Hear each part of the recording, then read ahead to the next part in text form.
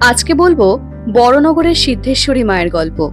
আজ থেকে ৩৪৯ বছর আগে মায়ের পুজো শুরু করেন শ্রী তারানাথ চক্রবর্তী। কিন্তু তখন কোনো মন্দির ছিল না, মায়ের পুজো হতো হোগলা পাতার ঘরে। অনেক বছর পর শ্রী সন্ন্যাসী চরণ চক্রবর্তী মায়ের মন্দির প্রতিষ্ঠা করেন। এখন যে মন্দির আপনারা দেখছেন তা পুনঃপ্রতিষ্ঠা হয় ২০১৪ সালের রথযাত্রার দিনে।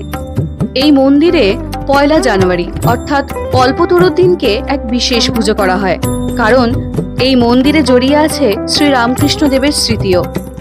শোনা যায় ঠাকুর নাকি বড়নগরে তেলে ভাজা খেতে আসতেন এবং সেই সময় সিদ্ধেশ্বরী মায়ের দর্শনও করে যেতেন। কথিত আছে মাকে রাজবেশে দর্শন করলে কারোর মনস্কামনা অপূর্ণ থাকে না। কালী পুজোর দিন এই মন্দিরে সব রকম ধর্মের মানুষেরা মায়ের দর্শন করতে যান। তাই আপনারা যে কোনো দিন যে কোনো সময় মাকে দর্শন করে আসতে পারেন, কারণ মা আমাদের সকলের।